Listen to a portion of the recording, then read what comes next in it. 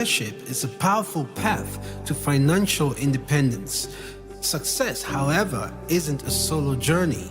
That's why we emphasize the power of networking and mentorship, essential pillars that provide aspiring entrepreneurs with guidance, connections, and opportunities to thrive.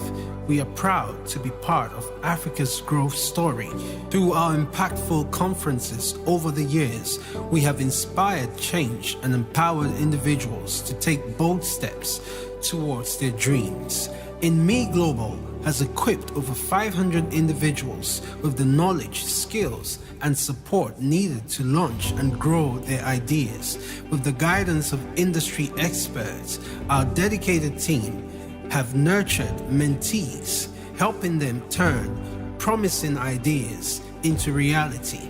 As a backbone for inspiring entrepreneurs, we provide financial support to mentees through business pitching opportunities, where they also receive guidance and advice from industry experts and business leaders, helping them transform promising ideas into thriving businesses. Our charity initiatives continue to support marginalized groups in society, spreading love and hope through visits and donations that provide essential supplies and relief to those in need. We also spend quality time with them, offering encouragement and reminding them that they are not alone. Through our social media platforms, we share valuable financial literacy insights, helping our followers understand essential principles such as budgeting, investing, avoiding financial fraud, and building long-term financial security. We believe that financial stability leads to better business decisions, and by equipping individuals with this knowledge, we empower them to take control of their financial future. Alongside these insights, we also spotlight young entrepreneurs, sharing their struggles and triumphs to inspire others to take bold steps towards financial freedom. Stay connected and be the first to know about our latest events, mentorship opportunities, and success stories. Follow us on all our social media platforms for updates, and don't forget to share with others.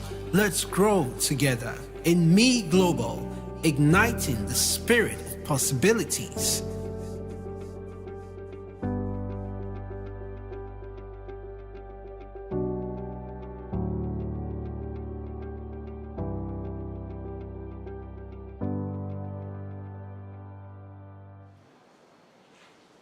The rest of the 80, they will not do it. So I normally don't want to bore you with a lot of things. So I'm here to speak to just 20% of the people. What it means is that you can either put yourself in the 20. I'm not trying to scare you, but it's either you put yourself in the 20 or you'll be in the 80, where probably we'll classify it as what? The comfort zone, and then what? The builders. Okay. So I'll try as much as possible to make it practical, because I realized that Brother Francis was doing more of the, talking about the wealth plan. You have to get the plan, and it's very true. Immediately you don't have a plan, you have actually planned to fail, unconsciously. So what I'm come to do is actually to help you to practically put down plans. So I'm come to practically help you to put down financial plans. I know that this group has a lot of people who are aspiring to do their own businesses, build their own, entrepreneurial journeys and all that. But I tell people that, look, it's a good thing. We all want to do. For me, one thing I didn't say about myself is I have a side business where I do consulting, so personal finance advisory. So I have people who I actually consult for on their finances. So I'm their financial advisor. So I know their salary, I know how they are spending, and I get to guide them on where to put their monies.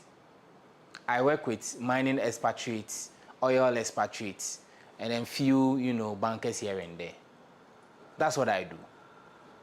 You see, so I'm here to help you to do that and do it well. Because if you are not going to do that, all that you are doing is that you have wasted your whole day here, and then you become the same as the person who was not here. Because you had the knowledge, but you didn't put in an action. But that person went to chill out there, enjoy his life, was not sitting here for the whole of the day, but he's just like you. And if we scale the two of you, the person has even enjoyed life better than you. Because Charlie, I got chilly. You get it? So when I see people here like this, I'm excited. But the problem is the execution, implementation. Please, implement whatever we are telling you. So let's see how we can put in some financial systems that will help us to scale up life and then become wealthy. I always tell people that, look, everybody that sits under my voice when I'm speaking about finances, your least you can make in your life is 1 million Ghana cedis. Nobody sits under my speech, talk, however you call it, and you cannot make 1 million Ghana cedis in your lifetime. Please, if you know you cannot, raise your hand and let me give you transport and go home. Yes, because I'm serious about it. Poverty is something that I hate with all my heart because I know what it has done to me. You see, poverty becomes a curse when you allow it to be. Poverty is a vicious cycle. I don't see it as a curse. I'm sorry I have a different view than you. It becomes a curse when you allow it. It's a vicious cycle. Your mother was struggling to pay your school fees. You saw it. You knew it. When it came to meal, I was listening to Pastor Elvis, Alpha Hour. Those who go on Alpha Hour, those who pray. I'm not an Afarian, but sometimes I hear his snippet here and there. And he was saying that before they would eat, the mother used to sit on the floor and pray and cry. By the time the mother finishes, somebody will come and knock on the door and then will bring money or say, I came to visit you, so you just take something and then, you see. You were growing up, you were seeing all these things. And are you going to also sit down in this modern day and age where people can go and take, iPhone cover, and then with their 2x4 phone, stand on TikTok and say, I'm selling. And people will be buying. You cannot always go and sit on the floor and pray. I'm not against prayer. I pray a lot. But you see, there's a thin line between you working and then praying. And you see, everything that we have, I hope we are all Christians, because I know Brother Francis is a pastor. And I know we are all Christians. If you are not a Christian today, you become a Christian.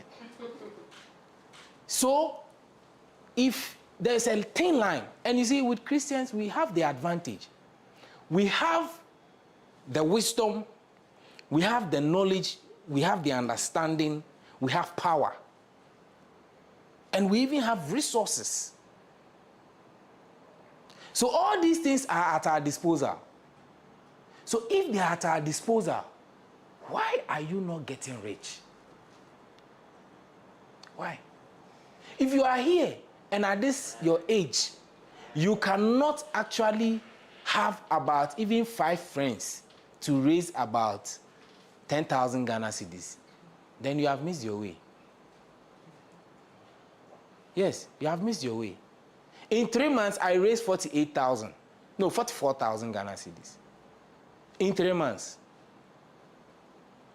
I heard Brother Francis talking about, you have to sell this number of things. You have to look for these people.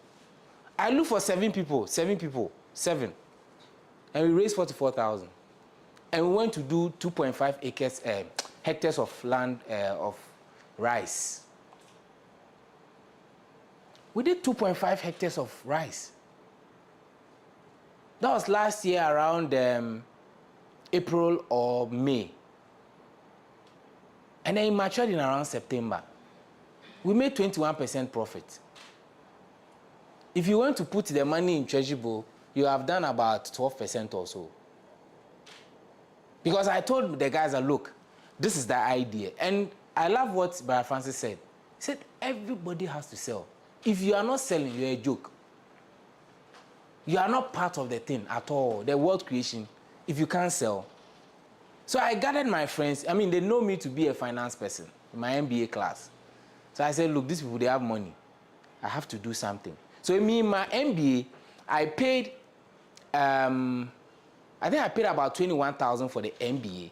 By the time I'm done, I had about 3 clients who paid me 2,400, another 2,400, and another 3,000 or 4,000 or so. So I deducted it from my 21,000. So it means that in essence, I paid less than 21,000. My other friends were there, they were paying 21, but I paid less than that. Then after that, I said, look, I can identify some few people who can actually give money for business. So I said, look, there's a rice farm, this, I have a friend, we can do something, we can earn about 21% or so. And they said, okay, why not? Everybody paid 6,000. We gathered the money, and then we did the farm. And that's how we make money. And this year, we are going to buy a property. We are going to buy a property worth over 800,000. And that's how you make money. You need to think. You need to think. We fail to think. That's the difference. God has given us the mind to think. I was like, no, look, this kind of earnings that I have cannot continue. I need to make it big. I need to be a person that I can say that, look, I talk about finances, and I'm standing in front of people, and I can't boast of 1 or 2 properties. No, it's an error. So I thought through, and there was a conversation in the office, and then I was like, this thing, it can be possible, but how is it? No, my boss heard it. And I was like, Ben, you are thinking about this. Okay, do it this way. Do this. I was like, wow. Very clear picture. So easy and simple. So with my people, we have actually created a company already, a holding company. So there are things that we are doing. And that's how to grow wealth. That's how, look, you have to be rich. You have to go out of that kind of situation where you are always calculating. And then you are struggling to buy this and buy that. We need to go out of it. So now let's get into it. So we are creating sustainable financial systems. And with this system, I am actually singling you out as a potential entrepreneur or as an entrepreneur to actually create a system which can hold you as a person before your business comes in. What I realize people start asking is that they start their business, and then when an emergency comes, they use their capital. And then now the business is gone. But that's not how to do it. If you're a business owner, you make a sale, pay yourself from that sale. The sale, the amount of money you made, is not for you. It's for the business. Just like we all go to the job place, the workplace, you work maybe in, JetLink. You are maybe a sales consultant. You go and sell, you've made about 100,000. Mr. Francis will not take all the 100,000 and give it to you. Because he has to pay light, he has to pay water, and he will pay workers. And that's the same principle. If you sell your stuff and you get the money, pay yourself. The rest is for the operations of the business. Now, the amount of money you pay yourself is what I'm come to talk about, how to maximize that amount. And so I tell people that before you actually create your wealth, know where you are. Know your financial position. And so we look at what? First of all, auditing yourself. Whenever I get the clients and they come in, I tell them that, okay, you want to make your finances better. That is right. What do you want to do? Oh, I want to make sure that by 5 years I buy a land. I want to make sure that I buy a car. I want to send my kids to school when they are 18 years. So it means I have about 18, 20 years down the line. I want to do this. I said, look, it's brilliant. But how is your finances like? Where are you? There and there, they break silence. They don't know where they are. And it's normal. Because we have not been educated and oriented like that. Even in the US, they are not like that. A lot of them cannot tell you where they are. And so this is the time you can look at where you are. Audit your reality. And in doing that, it's very simple. This is where I take my marker and then show you. Okay? It's very simple. So you see on the screen, on the right, extreme right, we have assets. Assets are the ones that will come and add value to your life or to increase your wealth. So you take stock of your assets. I'll explain it. Take stock of your assets. Your assets can be your car, can be your land, can be your laptop, can be your furniture, can be your property, whatever it is. Those are the assets. Things that improve your life, things that will add value to your life.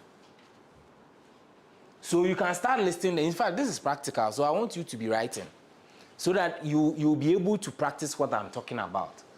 So it can be your car, your house, your land, your laptop, your phone, and let's see, the last one will be what? Maybe your furniture.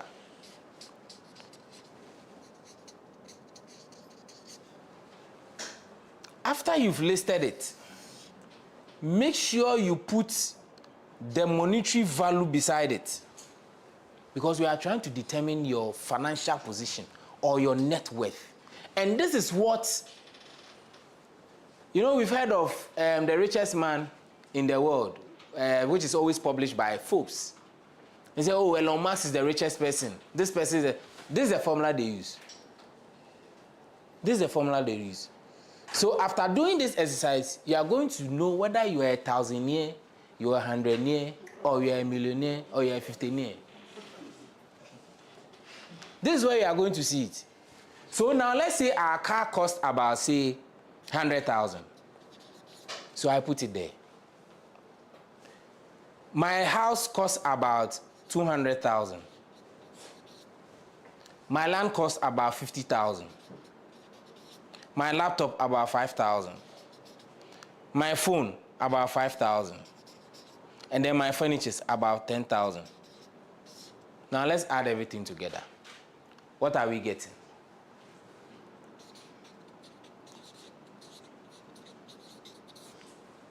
Can somebody tell me what we are getting? This is what, 300,000, 350, 360, 370. So now your assets are worth 370,000. Now the next thing is to look at your liabilities. Liabilities are the things that you have to pay, or it has to leave your finances. That one you are obliged. Not the one that Pastor Francis was talking about that you give to somebody and the person will not pay back. Not those ones. These ones you are obliged. If you don't pay, they can even come and arrest you. These are the liabilities I'm talking about. So you can think of your loans, okay? It could be car loan, let's say it's a car loan. It could be mortgage. It could be quick loan. It could be your insurance. Okay? And then what again? Utility. No, okay, let's put utility is more of expense. So I think that should be all. So car loan, let's say you have about 100,000. Mortgage, you have about 200,000. And then your quick loan maybe some 500 cedis. And the insurance premium, say another 500 cedis. Okay. Then let's add this one.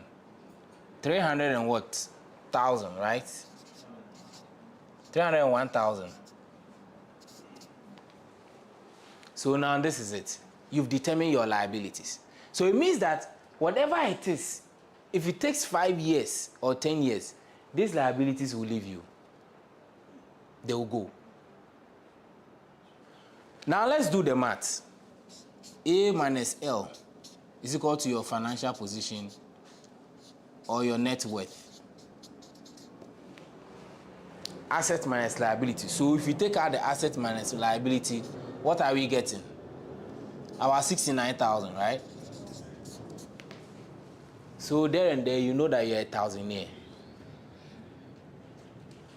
So in getting you to see that this is your financial position, now the question comes in, what can I do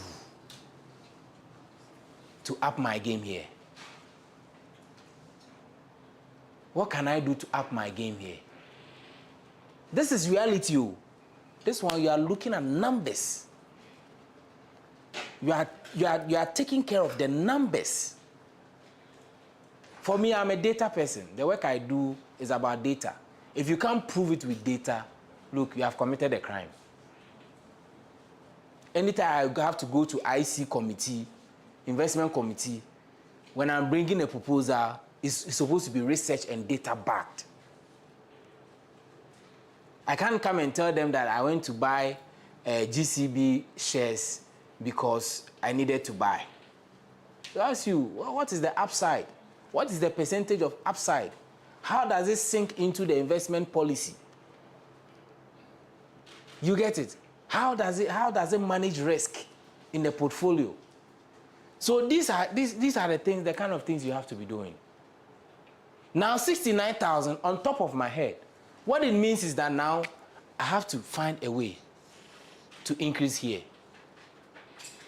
I have to find a way to increase my assets. And maybe try to reduce this side. Reduce this side, increase this side. So therefore now, I can start creating an investment income here. I can start creating a retirement plan here. I can start creating my business here. And then I'll begin to manage this side. Here needs to be managed and has to be on a low tone. Let's get into that. So we go into that and then we get to see how we are supposed to build certain plans. So your first plan is your emergency plan. If you determine your financial position when you are done, make sure that you are going to have something that will make you very resilient. And in resilience, I'm talking about having an emergency plan where in case they call you, Kwabna, umame sisi ane nuko to hospital na hospital no say or see a lab ne me ko bisa am say 1,000 Ghana cedis. Meanwhile, bosum na yewom no na etwa kev. You don't have any money on you. Where are you going to get the money? Your best bet is to go for quick loan. Which means that you have actually increased your expenses in the next month. That's what it means. Sometimes we don't think about it that way. If you take quick loan today, know that next month you have increased your expenses by some percentage. Because now you are going to pay that particular money out, and then you will pay an additional money too as part of that money you took. So creating an emergency fund will avoid you doing all those things. So it's a financial shield. Emergency funds are financial shield. Emergencies will come, be on the alert.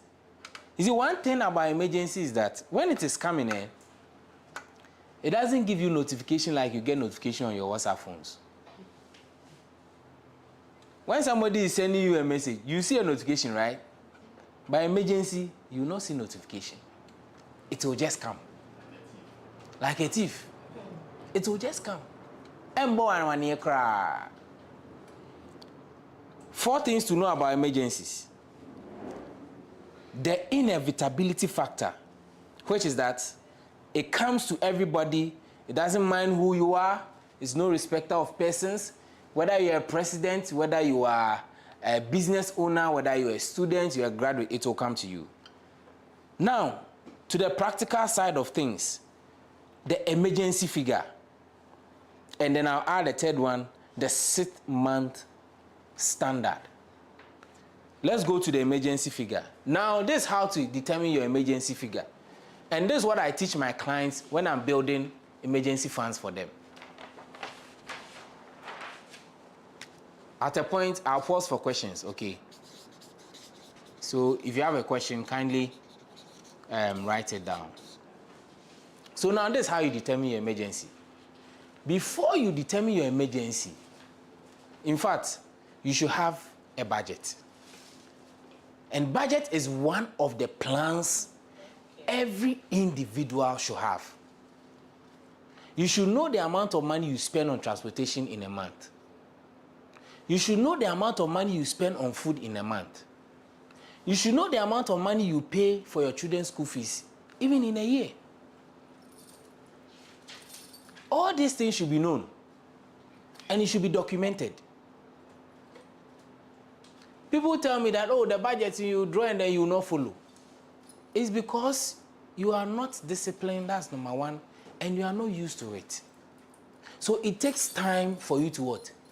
Use it and be accustomed to it. So don't give up if you are using a budget and then you derail. Even Ghana derails from budget. The UK, they derail from budget. The US, they derail from budget. So it's not a crime. Just try to what? Come back.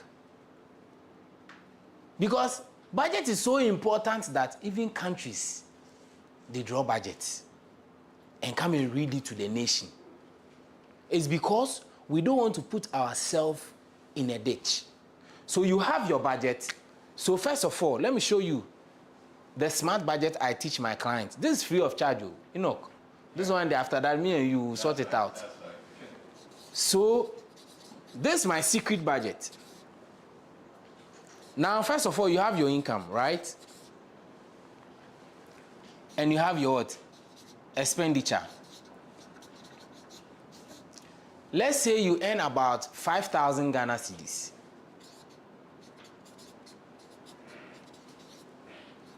Now, this is your net salary. Now, with your net salary, I want you to tell me how you spend this money. I mean, with your experience you have, how you are spending, your lifestyle. I want you to tell me how you are going to spend this 5,000. So let me write here, salary. Let's assume that that's the only income you have. So expense is number one. What is your number one expense? Hello? Transportation. So let's see how much do you spend. Add the figure.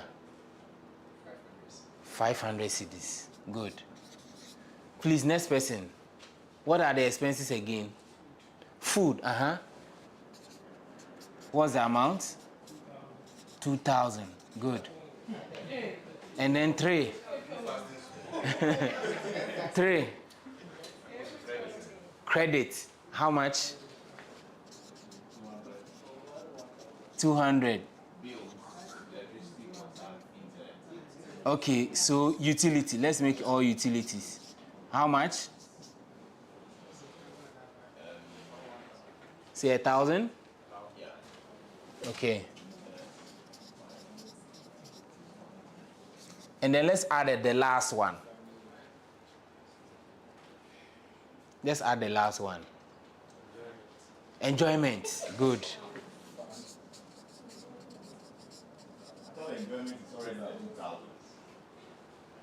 I know somebody will say that this is just for food. This one there's proper enjoyment where boys go and sit and I wow, nice one. So how much? 1,005. Ode 1,000. Ode 1,000. Why? That's the problem. So this is what? 1, 2, 3, 4. 1, 2, 7. So 4, 7. Okay. We are lucky we have a surplus of what? 300 cedis. So that's your savings. Good. So now that's another point. Number 6. Yes, they didn't make any hairstyle. So savings. Come again. When it comes to you, you do it in another. Please write yours for me. I beg you, write yours for me. Yes, please write yours for me. I know what I'm doing. There's a huge problem with this budget. Very huge problem with this budget. And I am glad that Edna mentioned at the last stage that the 300 cedis is savings. And that has always been the Ghanaian, excuse me to say, the illiteracy way.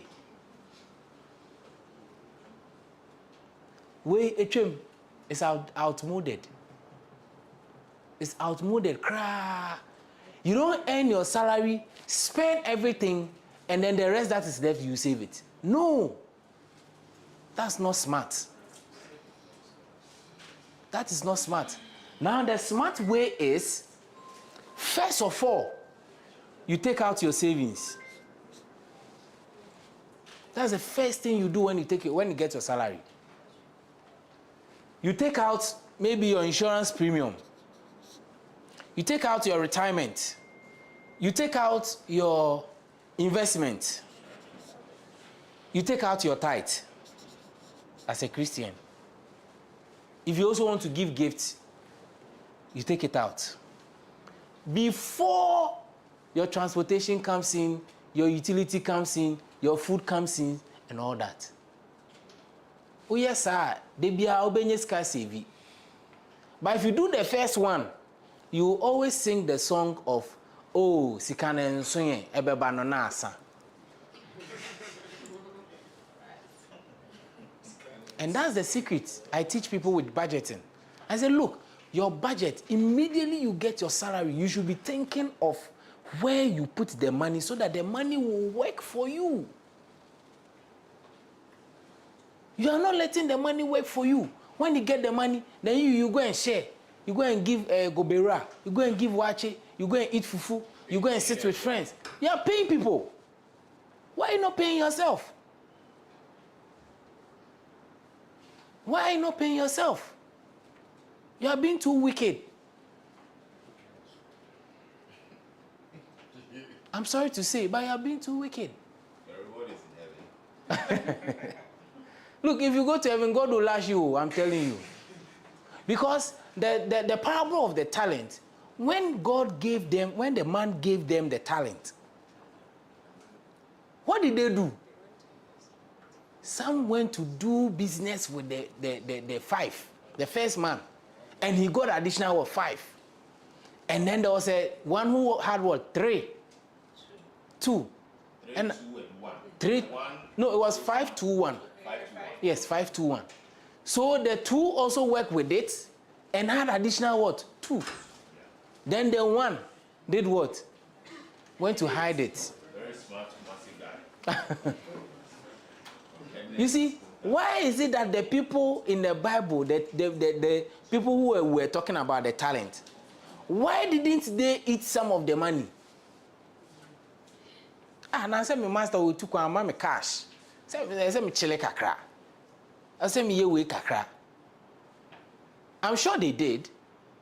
I'm sure they did. But yes, still, the guy was able to make sure that we invest can am hiding, we not double. And what did God say? It's one of the things that when you do, God will tell you that you are faithful. One of the things that you do, that God, when God comes, He said that you are faithful, is when you manage your money well and you invest it well. And one interesting thing in the Bible was that the master told the one who received one, that, so you couldn't have even given it to the money exchangers. Do you know the money exchangers? Yes, treasury bill, savings, and those things. They are the bankers, the investment bankers.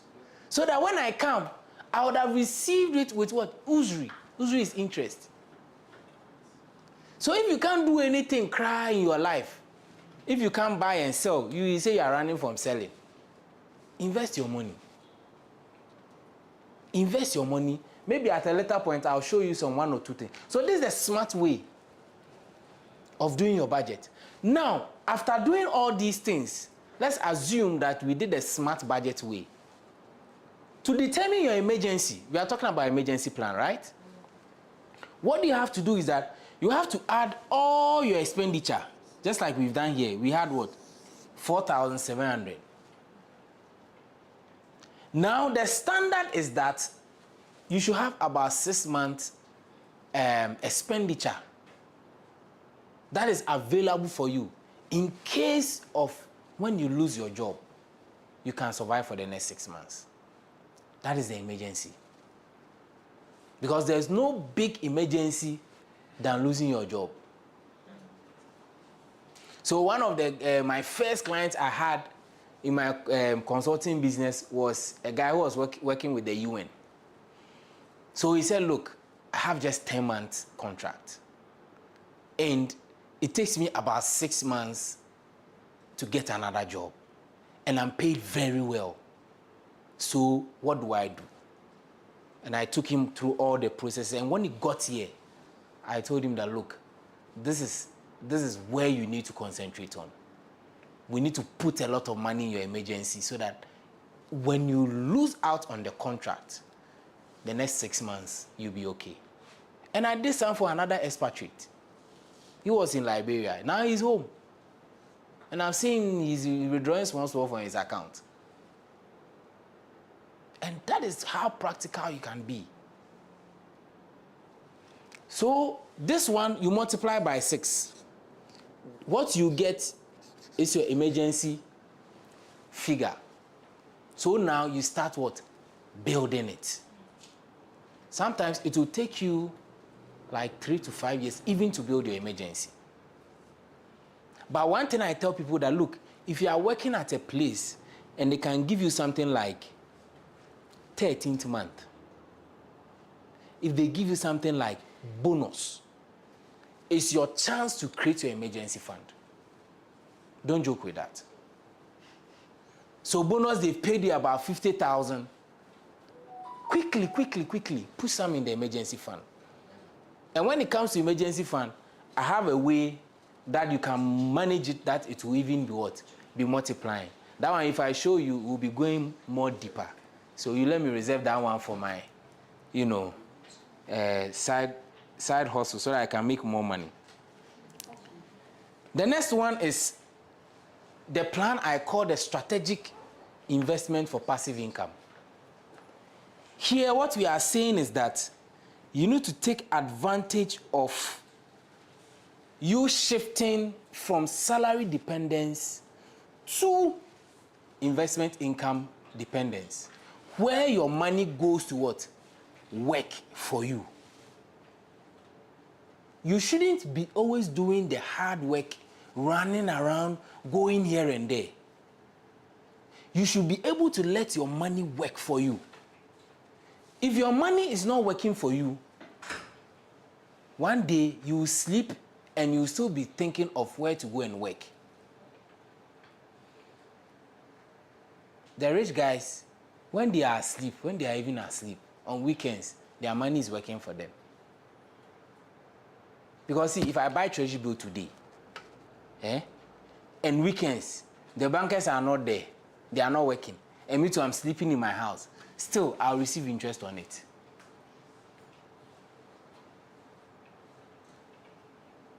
Because it has been calculated and it is part of the structure of that investment. If I go and buy, let's say, MTN shares, when I'm sleeping, when I'm traveling, when I'm doing this, doing that, even on the weekends and the holidays, that money will still work for me.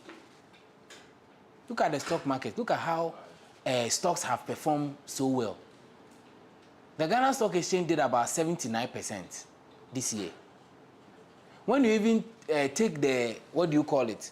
The financial index, the banks, the insurance and stuff, it did about 97%. GCB did about 230-something%. So if you put just about 1,000 cedis, if you were able to try and buy GCB stock, just 1,000 Ghana cedis, because this year, last year, GCB stock was around 3 or 4 cedis when we started the year. Now it's more than 20 Ghana cedis. Right. So if you bought some, even let's say at 5 cedis, or let's say 10 cedis, you'd have made 100% already. And this is just your first year. So you need to create an investment income where you decide to determine that, look, this is part of my asset base. You remember what we did when you were finding your financial position? Asset and liability. Right. So if I build this, it becomes part of my asset that will help me to build more what? Wealth. So this one, what do? You just ask yourself some few questions. How much do I want to earn at the end of, say, 10 years? How much do I want to have in my investment income account at the end of 5 years? You ask yourself the smart questions because it has to be specific, it has to be measurable, it has to be attainable, it has to be realistic, and it has to be what? Time-bound. If you are not asking yourself those hard questions, you cannot be able to achieve anything. So you make sure that you have those questions answered. Because imagine, let's say you are investing 20,000 Ghana cedis when maybe treasury was around 20%. You have been earning a monthly income of about 333 Ghana cedis. Can't it buy Vodafone one family? Vodafone broadband one family. Wait me out to 330. So that it doesn't come from your salary anymore. It's coming from your investment. This one can actually pay your prepaid. And I mean, what? Yes, that is the investment income we are talking about. Create a dedicated fund specially designed to support your monthly expenses. Let your money work for you, blah, blah, blah. So now the shift is this. Sustainable growth requires moving from working for money to money working for you. That's the strategic shift we have to concentrate here now. Diversification across instruments ensures long-term stability. And this one, I brought it there to just to give you a fair idea of how your personal portfolio should look like. I see a lot of people that they always have money. They say, oh, make a treasury bill. Make a treasury bill. Onye is kana, oh, me per fixed deposit. Rate ni saying. Oh, make a treasury bill. Rate ni saying. Oh, muska kakra we then meet me aye. Always thinking at one particular thing. Yeah. But you see, you should diversify. Just like I showed you. We have treasury bill there. We have stocks or dividend stocks, whatever. We have real estate there. And we have a little in cash. So just like I said, for me, I have my mutual funds and stuff there. Every month, something goes there. And I have some for my 2 girls. Every month, something goes there. Because my girls, I want when they grow and they are done with university, at least, $500,000. Each of them. Then your bride price is very expensive. Oh, no. As for bride price there. Maybe I'll follow Honorable Jogate's steps. He didn't take any bride price from the guy. Because look, I want them to start life well. Maybe they'll not stay in Accra. Maybe they'll get a job in Northern Region. And maybe I may not have property there. And even if I have property in Northern Region, is it the same Tamale that they are going to stay? No. They may be staying far away. So if I have such an amount, a legacy fund for them, they should be able to live life comfortably. I remember my cousin's roommate, when they finished university, the father was a professor. The guy got third class. But when they got out, the father walked the guy to a brand new Corolla and said, "This is your car. Start life." Even when he had a third class, you had first class, where you are struggling with church. And the father has bought a property here in Accra, and the guy is staying here in Accra and working. That's the kind of life we should look for our kids. Because I cannot struggle again. My children cannot. I struggled. When I came to Accra here, if I go and show you where I was staying, you will marvel. When my mother came to see the family, nobody knew where I was staying. But I was here in Accra hustling.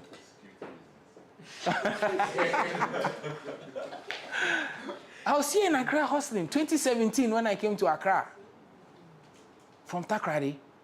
My mother came to see the place. They said, no, my kids cannot stay here. Now say your kid cannot stay here. Do you have a house? You don't have a house. You get it? So that's the kind of, mindset we should have. So let's move from what? Working for money to money working for us. Now, the other thing is this one. Securing your financial, your retirement, or let me say your financial future. Just today, I saw that SSNIT has increased the pensions amount by 10%. Now, 10%, no say maybe indexation report no cry cherewa. You see that people are earning as low as 400 Ghana cedis when they've worked their life out for over 30 years. Even the 10% is not 10%. That's the effective rate. You see? So you need to look, you need to take a shift in your mindset. Because all these things, look, if you don't have that shift in your mindset, it can't happen for you. I'm telling you. It can't happen for you. For me, I have my retirement fund. And always, I push money there. And I know somebody is saying in his head that, I'm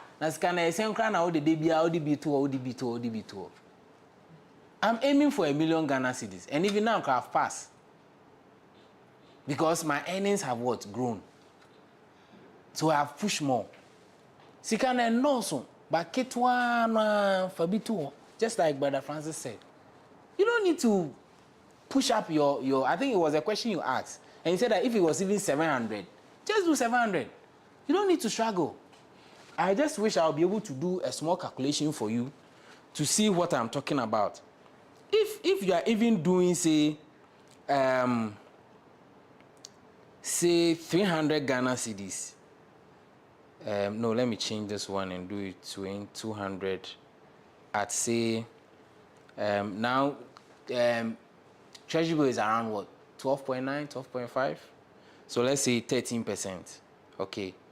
And then you start with an amount of what? 1,000 cedis. And every month you are doing what? 200.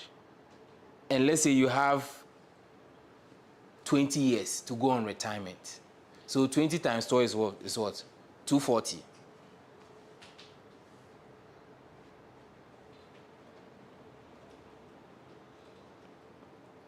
$240, yes. So even with the 200 cedis at 13%, you are earning over 230,000. Over 230,000. If say umia when you cry and say okay, now my earnings have grown, so let me do it 500. How much is that? 570. Look at the jump. If this is just a conservative stance, where you just do the mutual fund, you know, the treasury bill stuff. But when you even add the stocks, it will balloon. You get it? So, retirement, you have to be very, very, very intentional about retirement. I can speak on the retirement structure we have. I can give you some results we've produced so far. Even just last year, those who are earning, those who are new coming into that retirement, I think it's around 400 cedis. And then those who are earning, those who are in already, I think around 500 and something. Those who are at the top are earning around over 200,000.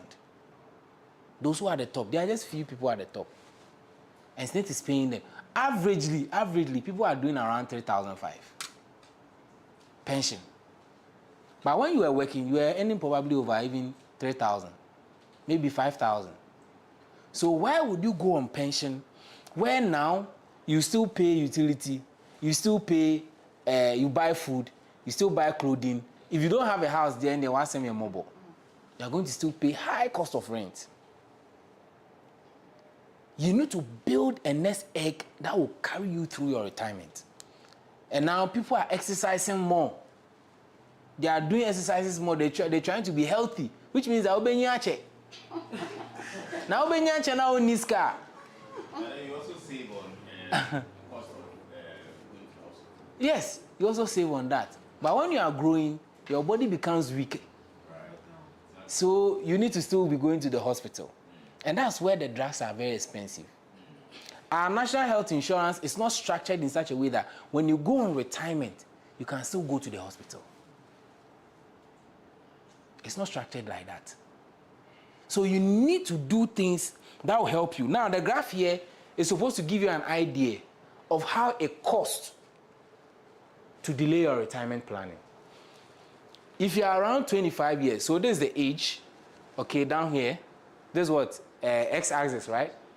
And the y-axis is the amount. So if you are 25 years to achieve $1 million, I think this I used $1 million. To achieve $1 million, you are going to do below 500 Ghana cedis for $1 million if you are at age 25. But see, as you are growing, you see, the cost is increasing. The cost is increasing. Please check 35. 35 is around here. You are just close to 1,000. 1,500. So that means every month. Yes, every month. Every month, just put some 500. Because look, those who are young and I speak to, I wish I am like them. Because you can pay less than 200 cedis to secure retirement. And even if you say you will increase it, you will pay less than 100 till you hit your 1 million.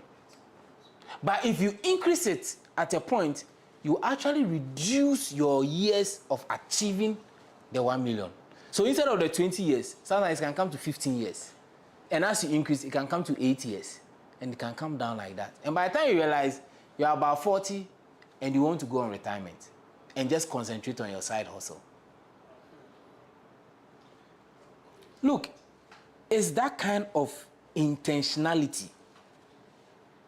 You have a question, eh? Yes, Okay. So I thought the increment or the increasing of whatever you get is to Okay. protect against inflation. Yes. To protect against inflation. Yes, to protect against inflation. And not just to shorten the duration of achieving your target. Yes, so, I mean, you can take it in two ways. All right. Some people say that, look, I increase it just because inflation is still around and it's fighting the value of my money. That's true. But another person who also wants to go on retirement early will say that I want to shorten my years so that I can go on retirement early, do my side hustle, still get myself some time, travel around and all that. But in any case, it still benefits the two. Yes, it still benefits the two. Okay. So if these, I'm sorry. No, finish. Okay. Okay, how does it help if this all you know, right? And just banking the money, and that's all you know, and you achieve whatever you achieve your target, and you don't really know what to do with it. You may as well blow it like someone who was also just chilling it. Good. That's a good question. So the next thing that I would advise you to do is that when you have, you see, I did the 500 to you and it was around 570. Your best bet is that, look, just buy some treasury bills. Just buy some, or you can put it in a unit trust fund or a mutual fund. Then every month, you go and take whatever you've made. That's how to keep that money. After you have hit your target. After you've hit on your target. Then it's working for you. Then it's working for you. So at treasury bill, I'd say 11% on a 500K. You are looking at about 5,000 plus in a month at retirement. So when the SNIT comes to add, and in fact, you get a lump sum tier 2. So if you did a very good job, I mean, you work in a very good place, your tier 2 can be huge. You can add it to this. And then it also what? Gives you the money. Please. Yes, please. Hi, my name is Obaya. Obaya. I'm a beautician. Okay. So narrowing it down, I'm a hairstylist.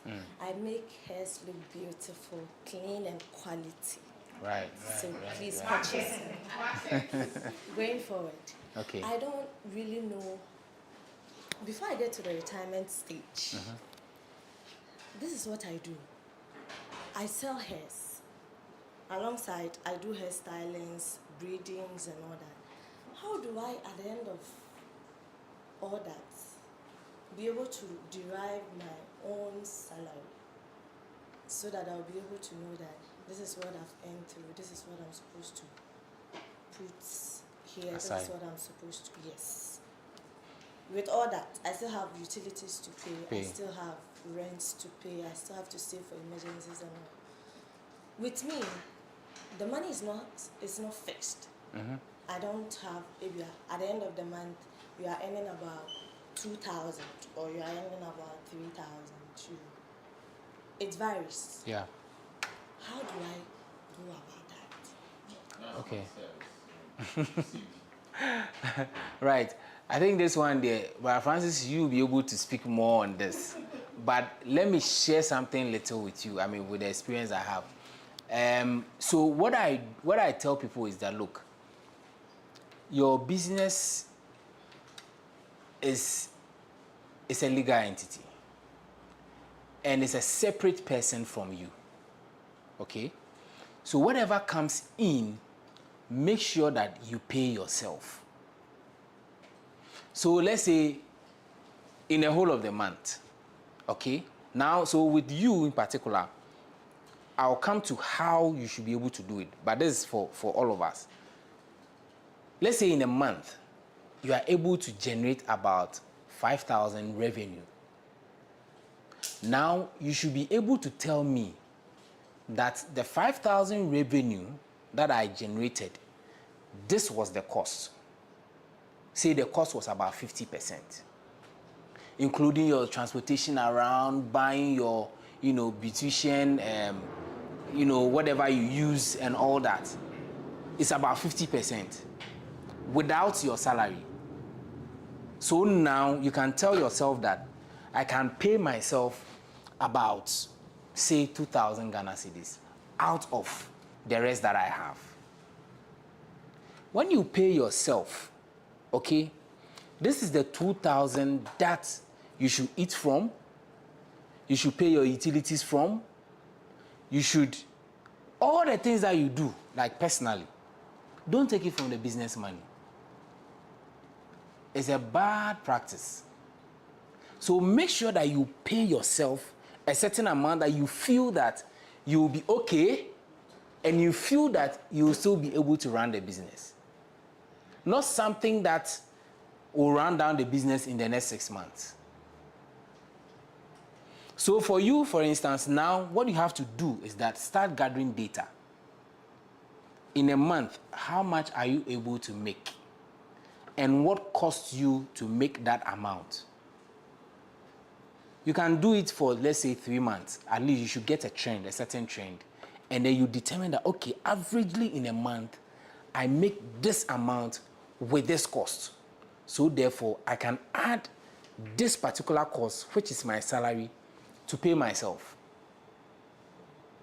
When you do that, you'll be able to know clearly that these are the lines drawn. This is my salary, and therefore I have to buy utility, credit, everything from this money. That's what you have to do. If you can't do that, then it means that your behavior and your lifestyle is what is costing you. We have something we call behavioral finance. In behavioral finance, we are looking at your behavior, we are looking at your biases, we are looking at your thinking, we are looking at your mindset on money.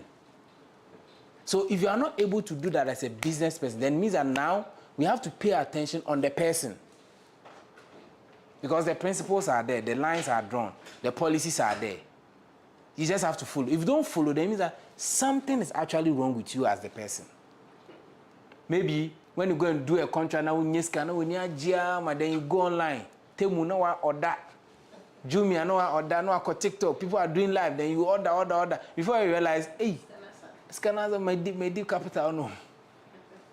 You get it. So that's how you should approach your I'll pay myself. So I'm supposed to derive the retirement. Exactly. And you don't need so much. Oh.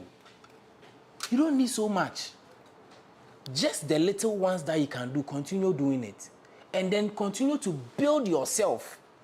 And let me tell you, one of the greatest investments I have come to realize is yourself. One of the investments that pays the highest return in history is not stocks. We've done research on it and we know that it is stocks as against the fixed incomes. But it is yourself. If you're able to develop yourself. Look, when I started my career, I was earning about 400 and something. When I checked along the line in my 6th, 7th year, I have added another 0 to the 400 and something. All because I built myself on the work. I made sure that I was skilled. So when I go for interviews, yes, they'll ask you about the things you've been able to do in your workplace and all that. But I also market the other things that I have done. And fortunately, the company will say, look, this is what we are looking for. So what is your salary? And I mentioned. And sometimes they'll negotiate. Sometimes they'll give it to you. And that's how come I multiplied my income. Now I can go to a showroom and say I'm buying a car. Why? Because I built my skill. I built my skill. I can speak. I can write. I can do data analytics with Power BI and Excel. I know more of Excel. I can use AI. This thing that I did, I use AI. I know you realize because I sent it to you. It's AI. I have my documents already. I just put it in AI and I give it the appropriate prompts. It's called prompt engineering. I gave it the appropriate, and then it gave me what I wanted. And that's the skill. And I use AI a lot in my work.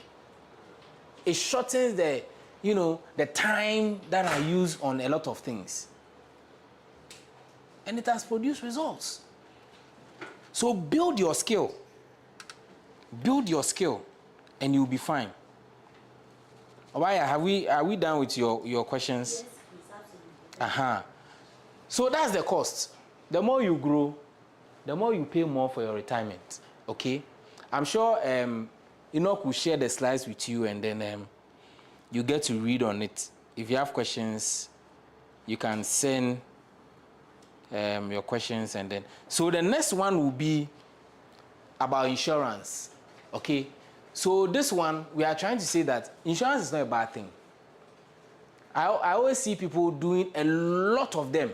Some people will have about 3, 4, 5 insurance policies, and when they ask them, what you deduce from them is that they think that they are doing investment. It's not investment. Insurance is not investment. Insurance is exchanging your risk with the insurance company. So for example, if I go and buy a car, because there's risk like accidents and all those things, theft and all those things, I need to exchange that risk, even though it has not happened, by paying money that is called what? Premium to them, so that if that thing happens, they will come in and say, look, we are restoring you. And look, this thing became so real for me when they stole my car. One day I woke up in the morning, I went to the front of the house, my car was not there. Hi. It was like a dream. I'm saying, hey, Charlie, some people have that, you know, obviously talent. That one is a talent. They stole the car. But I had a comprehensive insurance on it. So we started processing for a new one, so that I'll be restored with the value that I paid for. Before later, by the grace of God, we saw the car in some way in Kaswa. And then, please, if you are from Kaswa, forgive me. Your people, they like doing bad things so much. So we went to find it, and then, I sold it, and then, it became history. But even with that, we had some, dent and stuff around. The insurance paid for it. I didn't use my money. So insurance is so important. Imagine I didn't have that comprehensive. I'll go and dip my savings. I'll go and take my, maybe my kids' money, and then I'll go and use it. I have shortened my plan, or I've distracted my plan. But if you have the needed insurance, so look, I tell people that, look, just have a life insurance, probably have a funeral one, and then at most, health insurance. You are done. You are done. If you want to do that education policy and investment policy, please, if you sell insurance, forgive me. This is my work. When it's time for you to do your work, please, forgive me, this is my work. I advise people. And in fact, the advice is not binding. I'm like, Council of State. They give advice, but it's not binding. The president likes, he will take it. If you like, he will not take it. So me too, I'm giving advice. If they like, they should take it. So have this 3, and you should be fine. And this 3 should not even cost you about 300 cedis. It should not cost you about 300 cedis. So that, come again, depending on your age.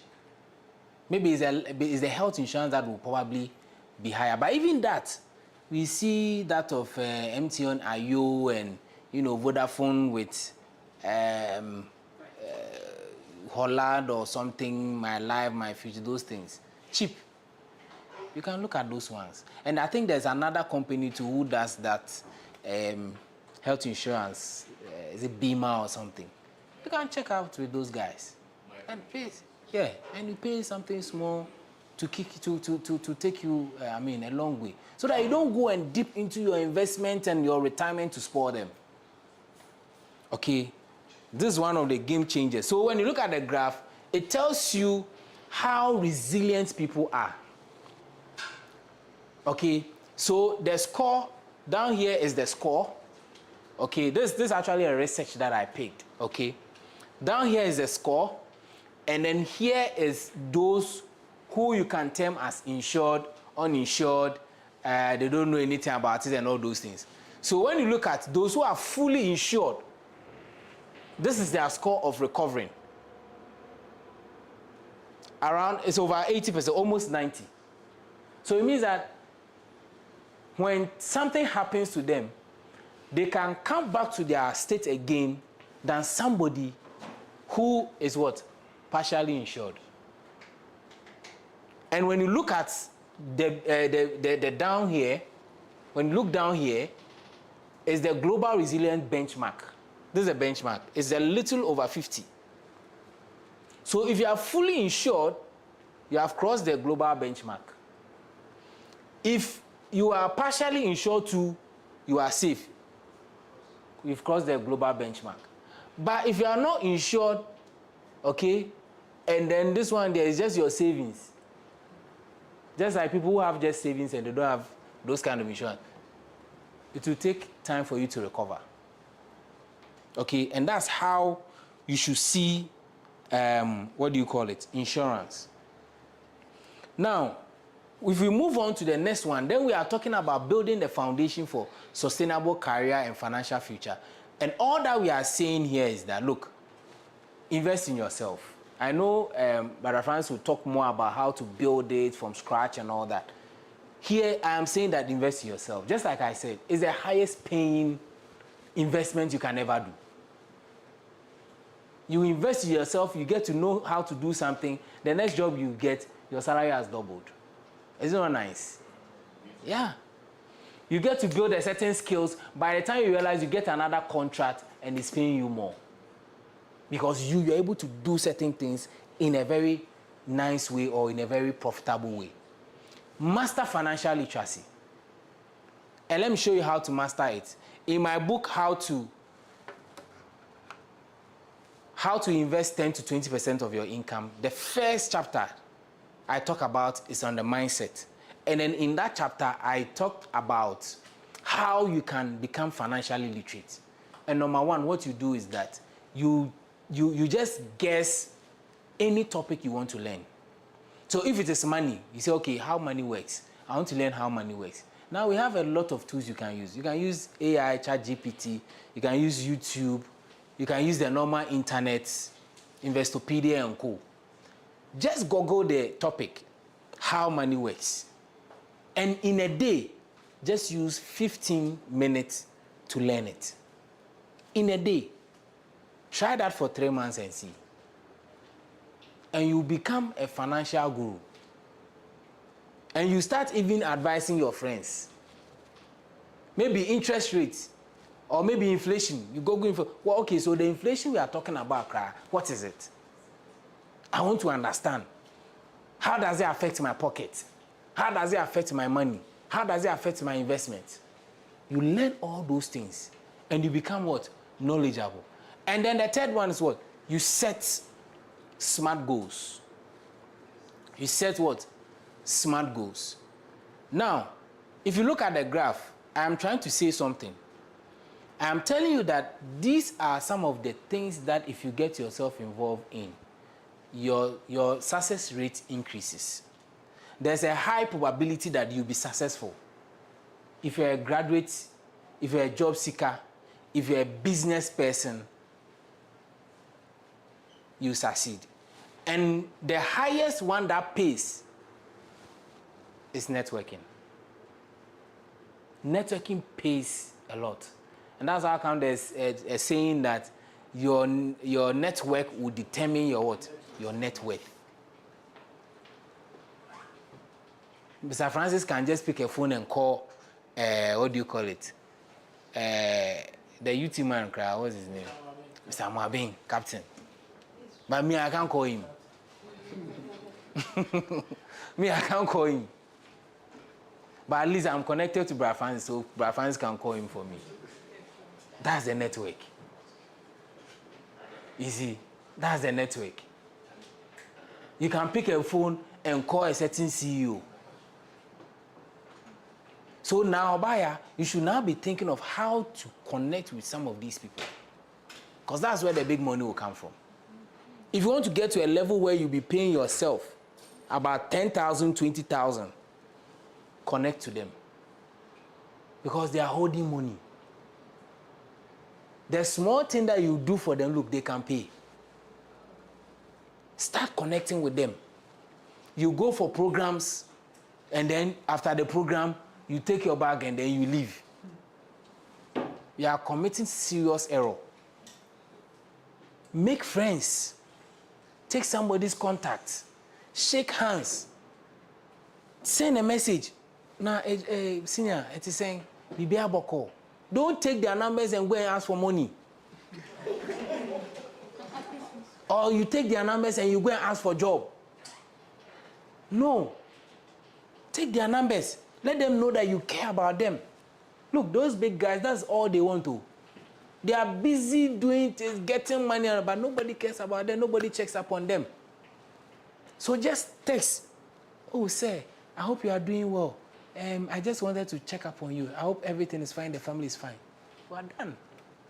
You come and reply. One day you are there, maybe Christmas. Package something nice. Go and gift it to the person. You want to build that rapport, you have to pay the price.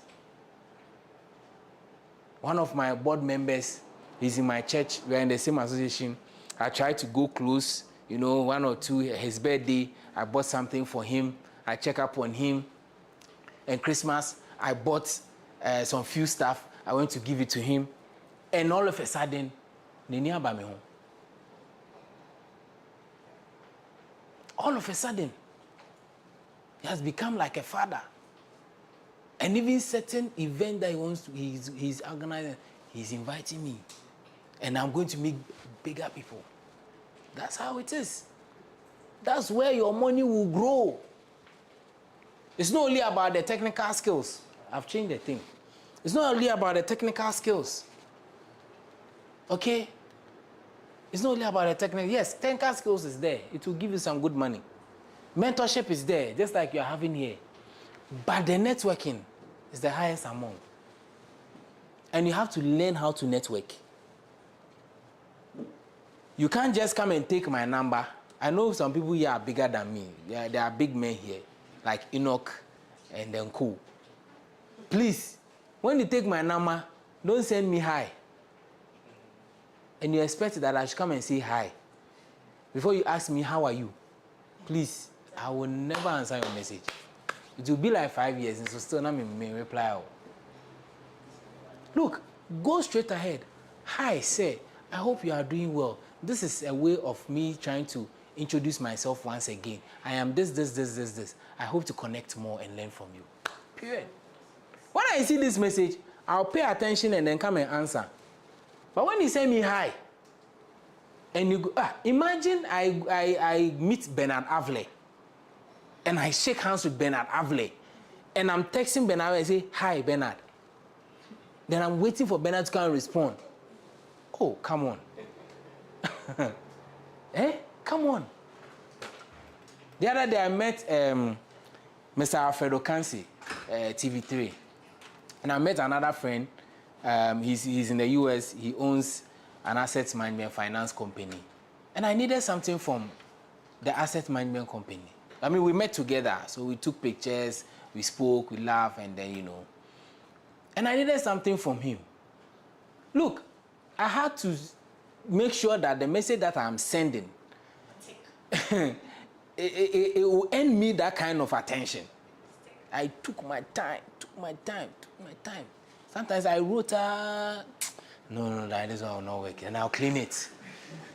Then I'll put the phone aside. Then I'll come back again.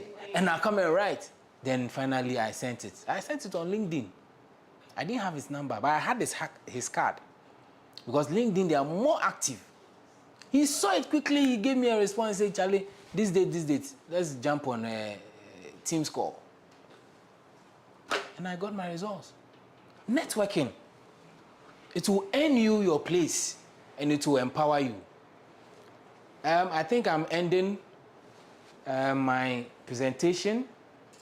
And I know if you have questions, we'll be able to answer them. So with this one, what are we saying? The evolution of financial maturity from startup to sustainable enterprise. We are looking at how you can make your fund separation. Just like I talked about, as a business, separate your funds from you as a person. Make sure that you are paying yourself, and what you are paying yourself is what you are using for yourself. The business has its own money that should run the business. And that's how you create what? Sustainable wealth. Risk mitigation. Sustainable businesses use insurance and emergency reserves to buffer against market volatility, preventing operational collapse. Sometimes I meet businessmen though, they are like, they don't want to be liquid at all. All their money should go into business. Because when they do the business, the profit is so much. And I tell them that, look, if a jack top office is here, now we insure what? Your best bet is to go for a loan. And even loan, or property now, loan is gone. So what will you do? So build a buffer. Build a buffer. Be liquid small as a business person. And say, hey, it doesn't spoil anything. Okay? Strategic reinvestment. Shift from survival spending to what? To growth. To growth reinvestment. Diversify profits into real sector and stocks. I tell people that, look, it's not always about the financial assets. Okay? Sometimes you need to shift to, what do you call it? Business. And see, let me give you this idea. You see, what I am trying to do with the real estate thing, if you are at a certain level, okay, and you can gather friends who can even pay 2,000 or let's say 1,000 every month for 1 year, you can buy like 2 plots of land. Everybody 1,000 and you are 10. How much is that? No, that's 10,000. So it means that in a month you have raised what? 10,000. In 1 year is how much? 120,000. So you can't buy a land. You can buy a land. 120,000 can get you plenty plots of land. Now, establish yourself as business people and continue the 1,000. So now you are shifting from that time of we are doing 1,000, then we'll give it to Kofi. We are doing 1,000, then we'll give it to Ama. We are doing 1,000, then we'll give it to Kwabna. You are shifting from that mode to more wealth creation mode. Now you have the land. The next year, 10,000, 120. Charlie, you can raise a 2-bedroom house. Oh no, I mean there are rules around it. There are rules around it. So you come together and you create all your rules. You create all your rules. You have to get exit points. Do you understand? Yes, you can buy somebody out. If somebody needs money, Charlie, I need money, tell the person, look, Charlie, my 6 months. The person will withdraw 6 months. The rule should be set from the onset. So that when they are coming, they don't come and they don't get some emergency that is not even an emergency, and they come and worry the thing. How do you manage a situation that is on a blind spot and you didn't capture it at the time of making the rules? Yeah. So that one there is about conversations. It's about conversations and negotiation, because I'm not sure you'll be able to capture rightly everything. That's why we do amendments in laws and constitutions and all that. So we just, Casa, let's talk, Charlie. This one, we didn't see it. This. So what do you think we can do? Okay, let me give you people some months, or let me get another person to come. That person can even go and look for another person. The person brings his money to buy him out. He's gone. Then we continue our business. This 120,000 can build a 2-bedroom structure. Now this structure, you can sell it like thrice the amount. About 400 to 500,000. You have actually made back your 2 years' money. 120, another 120, you have 500. When you're musical, you can actually pay yourself. So me, what I do is, look, the interest that we have gotten, everybody take, go and eat. Go and eat. It reduces your headache and your risk. Because if you don't take it and go and eat, you'll be thinking, hey, me interest or Ben home, me interest or Ben or hey, Ben on. No. Take and go and eat. So that it reduces your pressure. And you know that, the money is actually working. And in doing that, you, the leader, make sure that you are building the trust. When you take the money and say you are going to use it for please use it. Give them intermittent reports, periodic reports, pictures with pictures, so that it builds. Look, the day I gave them the few days to harvest the videos and the pictures, look, they all wanted to send money that very day. When I've not paid the interest, though. No, the farm. The farm, real estate we are doing this year. The farm. We are even going into electric bicycles and all that. You see, and it's all about gathering the friends. You cannot take the risk. I'm sure you are here, you are thinking, me pay 100,000, I'm the year business. Me pay 100,000. Charlie, you alone, you can't raise it. You can't raise it. Gather friends. Gather friends. You want to buy a land? Gather friends. Let everybody pay a certain amount. Give yourself some months. Buy it. And start doing it. I've given you free of charge. Everybody's name get onto the document. Yes, everybody's name gets into the document. So per the amount, you see, some people will not even pay all. Don't mind.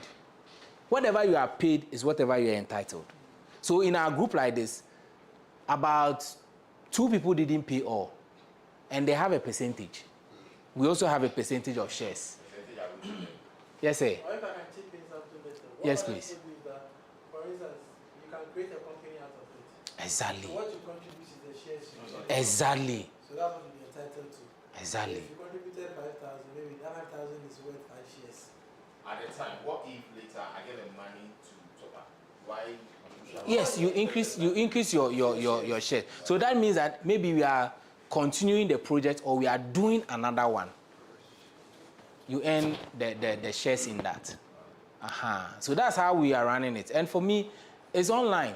I use a Google spreadsheet. All my things are there. You go into all the tabs. So I've shared with them. It's a live link. It's just that you can't edit. So they go there, they go and check how much they have, how much profit they've gotten and all those. How much I've even paid them as at now. So if someone wants you to develop the same Model. model, Oh yeah. I mean, I'm ready to help. There's a talking time. You need a portal. Excellent. Sure. I'm ready to help. Because I feel that, look, see, the thing is, why are the Lebanese here and they are owning the malls and we are not owning it? Why? because Ghanaians, we have the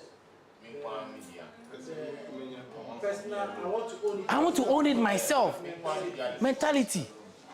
One man.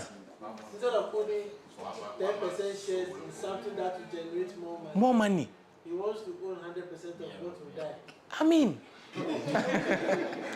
100% of what will die. Look, if you me, I wish I own something small in airports, in malls, in Bar Francis business home, farm. You know, small. When I add everything together, it will give me the 100%.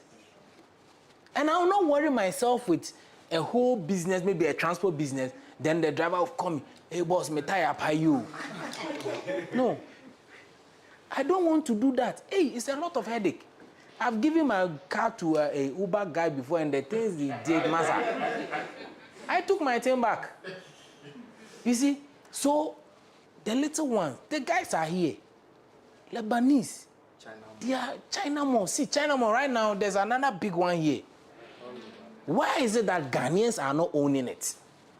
We are coming here. We are busy going out. Yes, and we are even going to work for them for the peanuts.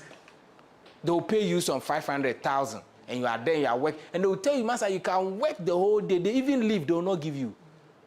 Nobody will mind you. Nobody will go and say that, look, the Labor Act says that everybody is entitled to leave. Everybody has a right to go on leave. Nobody will go and do that for you. So why are we here and then these people are coming?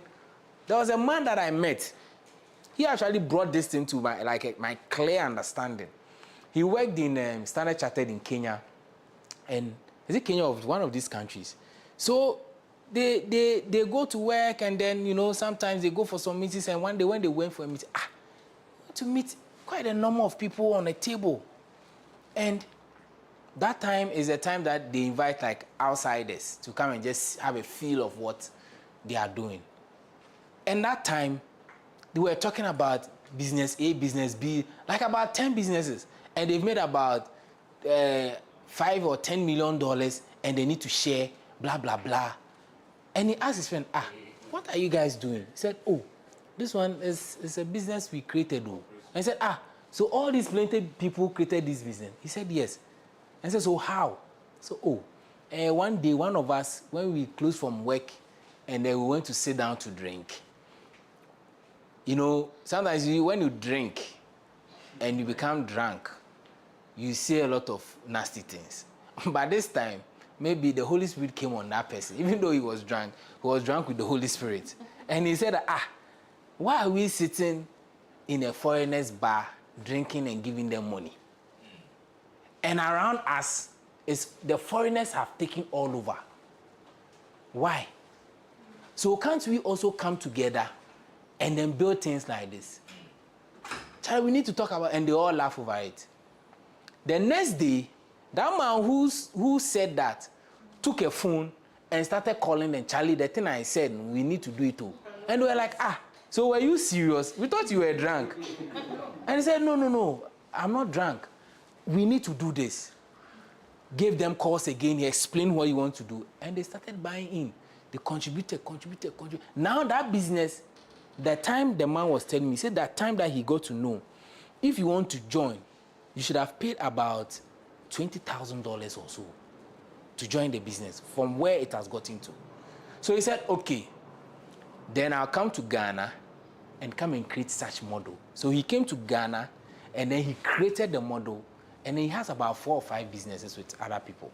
The last time I spoke to him, he had done a cassava farm of about 100 acres or so. And now he has an off-taker that he can't even, the demand of the off-taker is even overwhelming. So he called me again and was like, Nathan, have you been able to do a cassava farm? I said, no, boss, I did rice farm. I said, oh, why? Why did you do rice farm?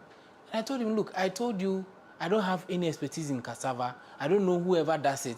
I don't know where I can get it. What I know was what I do because I want to reduce my risk. And I was like, oh, that's a brilliant one. That's a brilliant one. Okay. So, how is it going? I said, oh, it's fine. It's going on well and all that. Okay, then I'll catch up with you later. He has a lot of businesses with this model, this kind of model. He has an ICT business that is supplying softwares and things to banks. All because they came together. So that's something you should what? You should do. Then I think this will be my last. Oh, really? Okay. This should be my last. Okay. So what are some of the things that you need to do? I've said it. Continue to invest in yourself. Okay. You should have professional guidance. Don't navigate complex financial landscapes alone. Get a financial advisor. In the Old Mutual 2024 survey findings, they said that about 10% of working Ghanaians have financial advisors, which means a lot of us don't have financial advisors. But those who have cars, they have mechanics. Oh, it's not true. Boss Francis, it's true. Yes. And even some people have doctors. When they are they'll say that I'll call my doctor. But when it comes to finances, they can't say that I'll call my advisor. We leave it to chance, and we leave it to God, and we leave it to prayer, and we leave it to oil. Anointing oil, we pour it on you, but you go, and then the offering, you can't even give 50 Ghana. You see, that's why I'm saying that, look, I don't hate oil. I don't hate the prophetic. I don't hate prayer. I like it. I'm a preacher myself. I preach in my church. I'm a steward, a deputy steward finance in my church. When I start, if I tell you the kind of people in my church, you marvel. By the grace of God, me, I preach, I stand on pulpit and I preach to these big people. I don't hate any of them. Every Sunday prayers evening, I was part of those who started it. I will pray. But the secret is that, look, there's wisdom and there's power. You use it in a balanced way. And that is where your light will shine. If you don't use it like that, when you are supposed to go and work and do things, then you are somewhere you are praying. It doesn't make sense. God will not even listen to your prayer. Sometimes God have mercy on us and say, look, let me just do it for this guy. Yes. That's how sometimes I feel. Okay. So professional guidance, you should seek advice. Some people are not even ready to pay. Look, when you go to UK and I speak to you for an hour, you are going to pay £180. Yes, in UK. If I speak to you for an hour just on your finances, you are going to pay £180. But in Ghana here, I tell people that you pay 2,000 for the whole year. Then I'll advise you, I'll structure your finance and everything for you, and I'll be checking on you and everything. And they are saying, hey. I say, you are saying, hey. Go to UK and see. Go your way and then use your finance how you want it and everything. And I sometimes even give them payment plan. That's why I said that, look, hey, Ghana, we are so poor that it's not about material poverty, mental poverty. Mental poverty. Serious ones. I say pay 2,000 every month. Just pay 500. And then maybe the last month, what the last guso. He said, hey, I should give you discount. Hey, Charlie, the poverty mindset, let's just go on. So this one, we are trying to say that, the graph is trying to say that, look, if you are trying to go on a wealth journey, okay, and you are very strategic in your wealth journey and the plans, the probability of you making it is very high.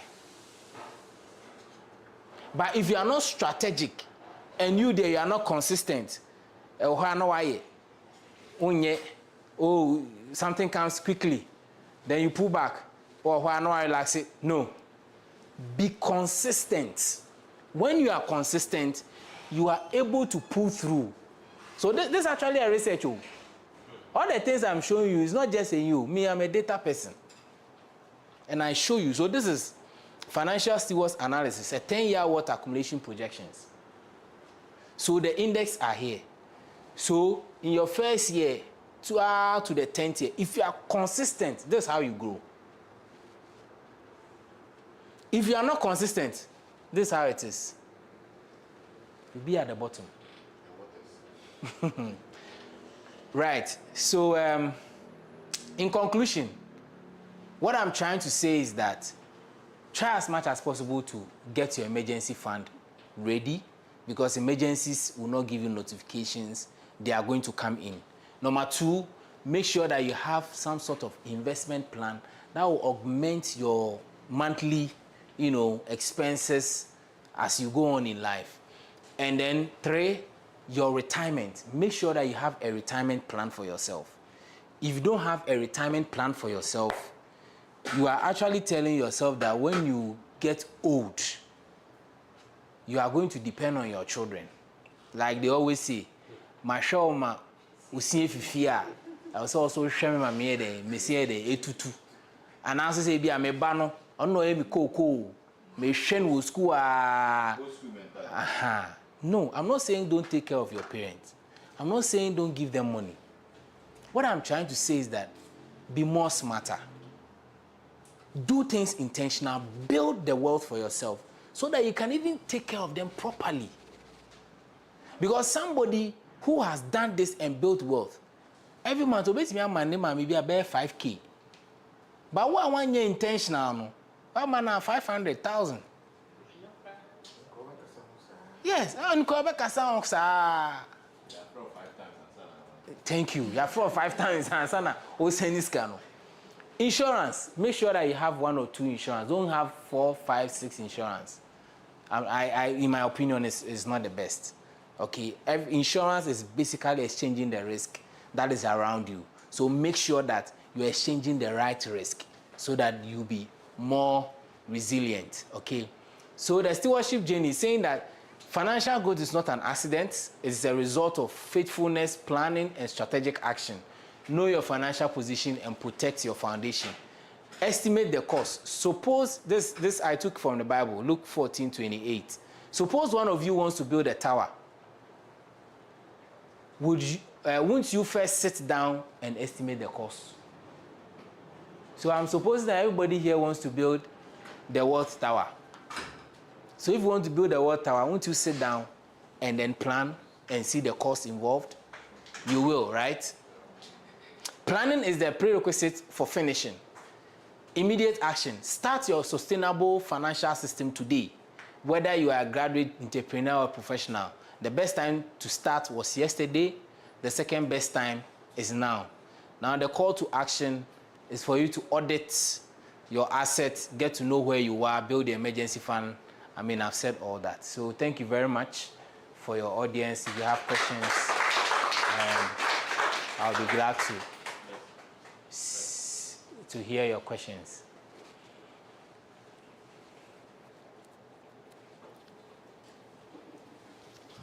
All right. I hope I didn't keep long.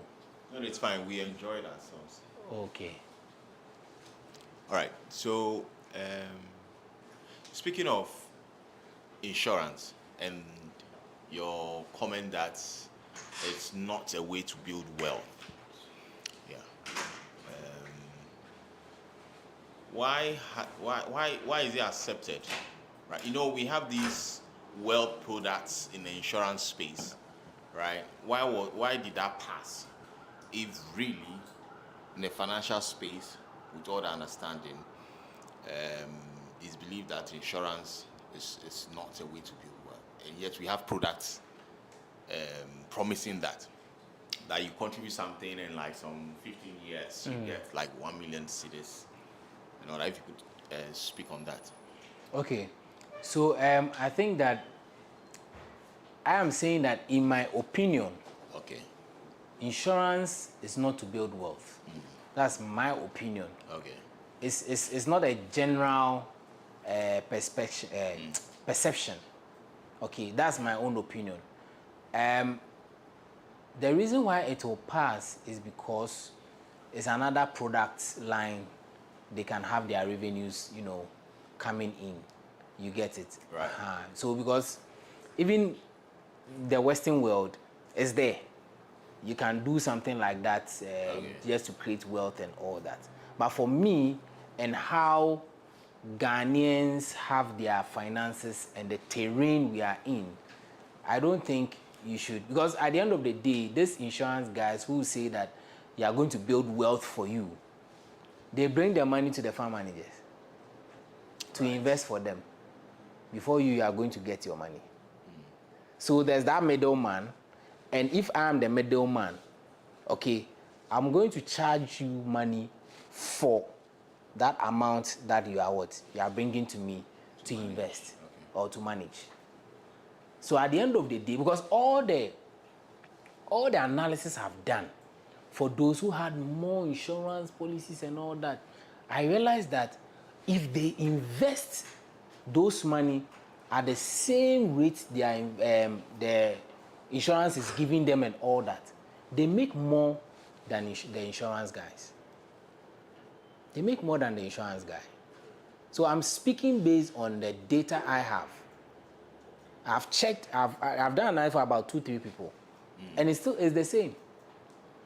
So they realize that, so why am I giving so much to the insurance? Meanwhile, sometimes that so much that you are giving, if that thing doesn't happen, you don't get it. Right. Because that's how insurance is supposed to work. You don't come and take it when you are in need. It's supposed to give you the compensation when the risk happens. You get it? So that's what I can say on that. All right. Okay. Is it satisfactory? Mine is supposed to deal with the previous practical work. Okay. The assets and liabilities. The assets and liabilities. We don't have cars and land and can we use probably if you have a television, you have Yes. wardrobe.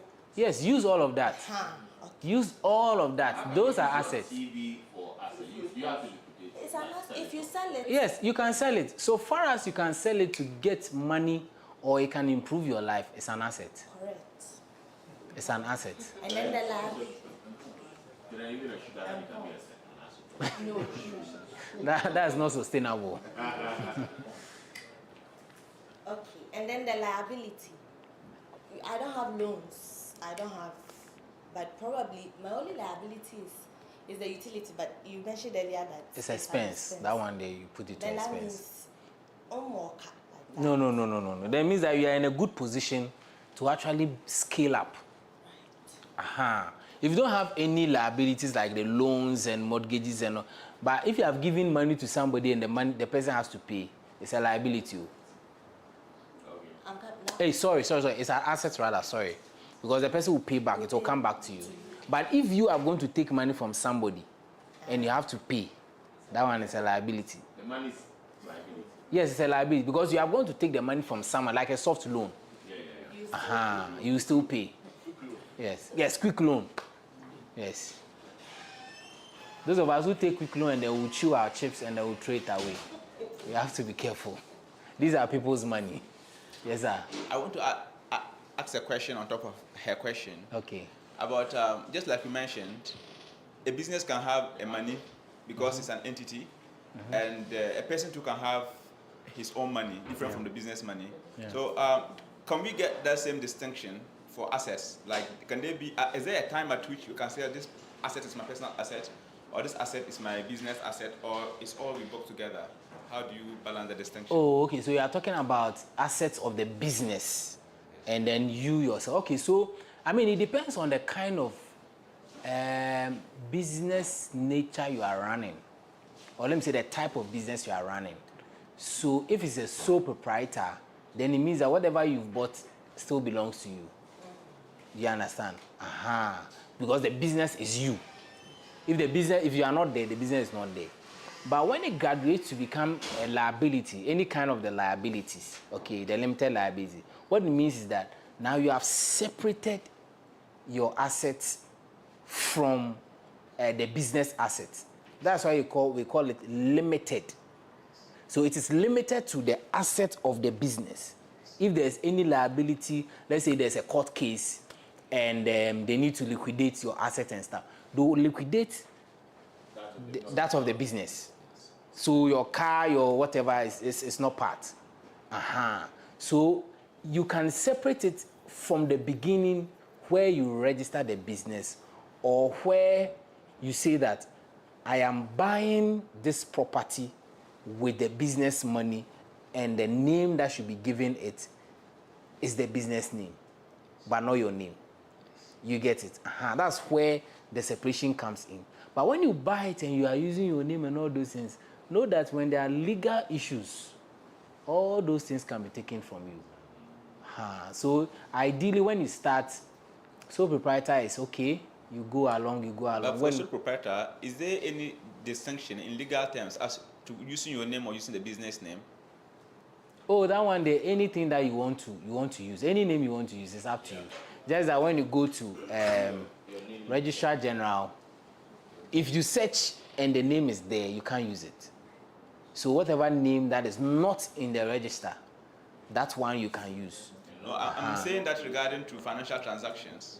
Like if I do a transaction in the name of the business, because you mentioned the sole proprietor, once the sole proprietor, should there be a need to use a name? Yes, there's I think the Business Name Act specifies that it tries to give you that when it's sole proprietor, I think you should use enterprise. Yes. So Kwamina Ochre Enterprise or Benjamin Nathan Ochre Enterprise, it should be there. When it's a limited liability, you should use the limited, LTD. So Benjamin Ochre Limited, so that we know the distinction. So when you are going to do a business contract and it's the enterprise one, you write the Benjamin Nathan Ochre Enterprise on it.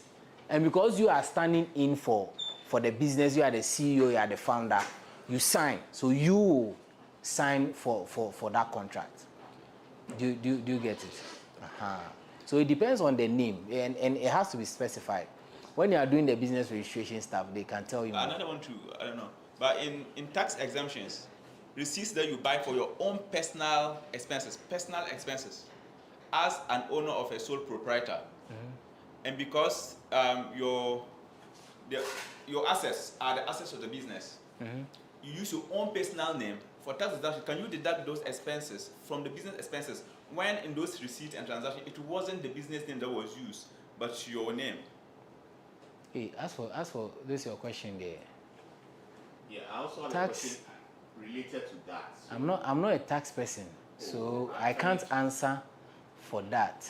But what I know is that if you are saying expenses and you are talking about tax, you need to come clear, because you pay tax on your profit.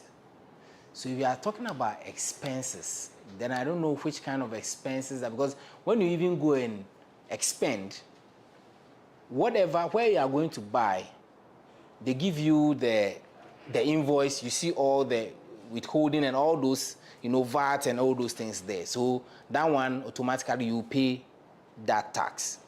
But when it comes to a personal tax, okay, where you pay your own salary, you pay yourself the salary, there's a way you calculate for the tax. And then when the business also earns profit, there's a way you calculate for the tax. Do you understand? Before you get your net profit. So you need to differentiate the two for me so that I'll be able to, but I'm not a tax person, so I can't go so deep into that. Okay. All Please, right. any other? There's no questions, right? Thank you. Any other can come up. A look back on our impact. At InMe Global, we believe entrepreneurship is a powerful path to financial independence. Success, however, isn't a solo journey. That's why we emphasize the power of networking and mentorship, essential pillars that provide aspiring entrepreneurs with guidance, connections, and opportunities to thrive. We are proud to be part of Africa's growth story.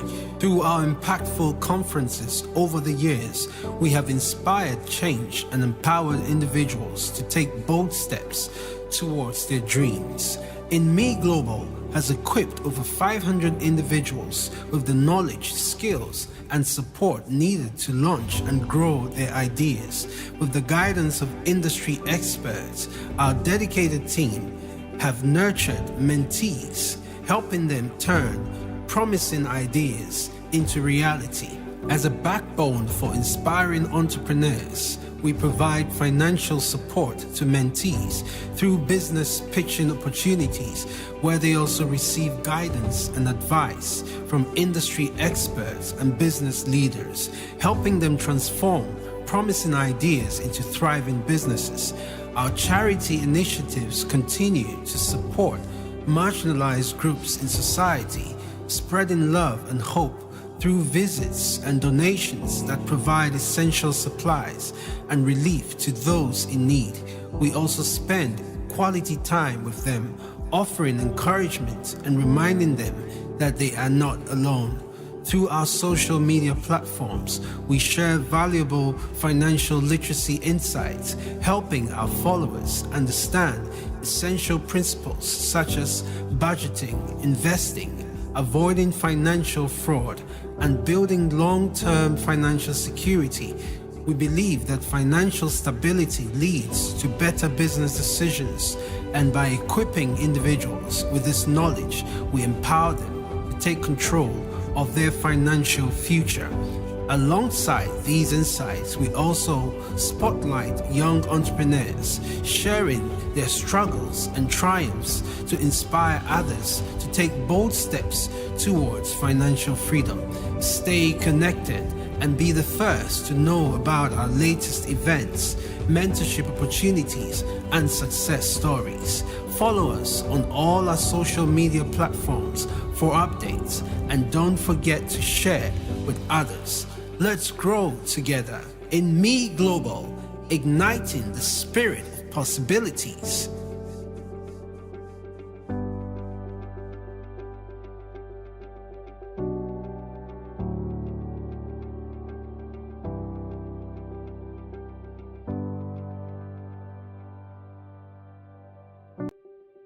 A look back on our impact. At InMe Global, we believe entrepreneurship is a powerful path to financial independence. Success, however, isn't a solo journey. That's why we emphasize the power of networking and mentorship, essential pillars that provide aspiring entrepreneurs with guidance, connections, and opportunities to thrive. We are proud to be part of Africa's growth story. Through our impactful conferences over the years, we have inspired change and empowered individuals to take bold steps towards their dreams. InMe Global has equipped over 500 individuals with the knowledge, skills, and support needed to launch and grow their ideas. With the guidance of industry experts, our dedicated team have nurtured mentees, helping them turn promising ideas into reality. As a backbone for inspiring entrepreneurs, we provide financial support to mentees through business pitching opportunities, where they also receive guidance and advice from industry experts and business leaders, helping them transform promising ideas into thriving businesses. Our charity initiatives continue to support marginalized groups in society, spreading love and hope through visits and donations that provide essential supplies and relief to those in need.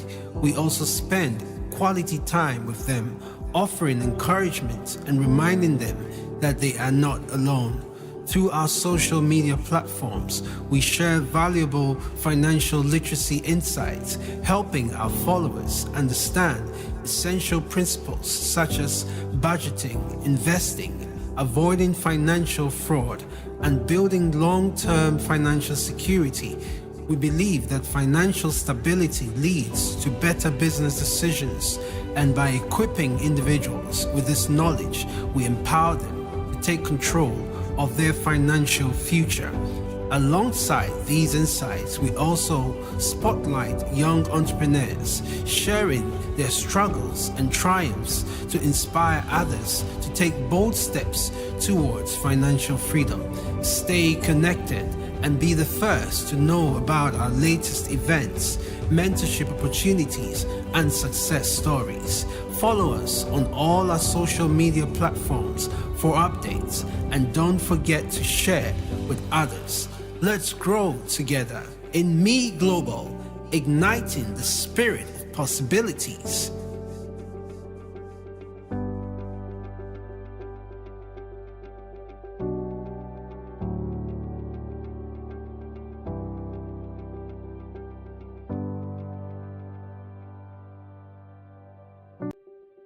A look back on our impact. At InMe Global, we believe entrepreneurship is a powerful path to financial independence. Success, however, isn't a solo journey. That's why we emphasize the power of networking and mentorship, essential pillars that provide aspiring entrepreneurs with guidance, connections, and opportunities to thrive. We are proud to be part of Africa's growth story. Through our impactful conferences over the years, we have inspired change and empowered individuals to take bold steps towards their dreams. InMe Global has equipped over 500 individuals with the knowledge, skills, and support needed to launch and grow their ideas. With the guidance of industry experts, our dedicated team have nurtured mentees, helping them turn promising ideas into reality. As a backbone for inspiring entrepreneurs, we provide financial support to mentees through business pitching opportunities, where they also receive guidance and advice from industry experts and business leaders, helping them transform promising ideas into thriving businesses.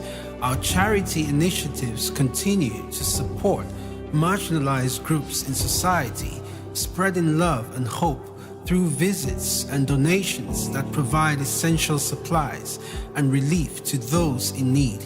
We also spend quality time with them, offering encouragement and reminding them that they are not alone.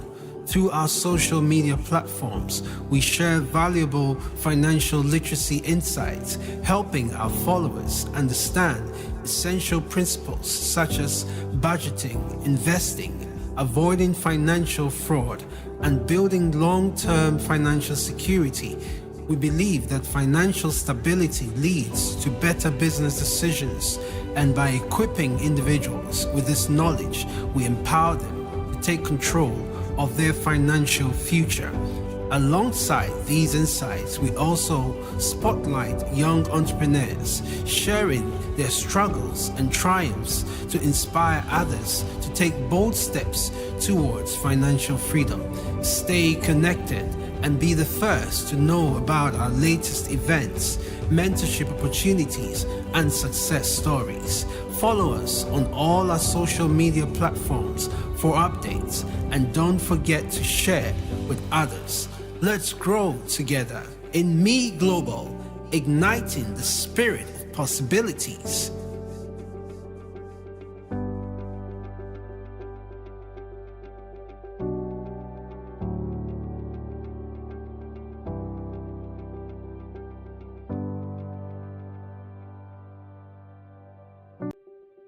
A look back on our impact. At In Me Global, we believe entrepreneurship is a powerful path to financial independence. Success, however, isn't a solo journey. That's why we emphasize the power of networking and mentorship, essential pillars that provide aspiring entrepreneurs with guidance, connections, and opportunities to thrive. We are proud to be part of Africa's growth story. Through our impactful conferences over the years, we have inspired change and empowered individuals to take bold steps towards their dreams. In Me Global has equipped over 500 individuals with the knowledge, skills, and support needed to launch and grow their ideas. With the guidance of industry experts, our dedicated team have nurtured mentees, helping them turn promising ideas into reality. As a backbone for inspiring entrepreneurs, we provide financial support to mentees through business pitching opportunities, where they also receive guidance and advice from industry experts and business leaders, helping them transform promising ideas into thriving businesses. Our charity initiatives continue to support marginalized groups in society, spreading love and hope through visits and donations that provide essential supplies and relief to those in need. We also spend quality time with them, offering encouragement and reminding them that they are not alone. Through our social media platforms, we share valuable financial literacy insights, helping our followers understand essential principles such as budgeting, investing, avoiding financial fraud, and building long-term financial security. We believe that financial stability leads to better business decisions, and by equipping individuals with this knowledge, we empower them to take control of their financial future. Alongside these insights, we also spotlight young entrepreneurs, sharing their struggles and triumphs to inspire others to take bold steps towards financial freedom. Stay connected and be the first to know about our latest events, mentorship opportunities, and success stories. Follow us on all our social media platforms for updates, and don't forget to share with others. Let's grow together in Me Global, igniting the spirit of possibilities.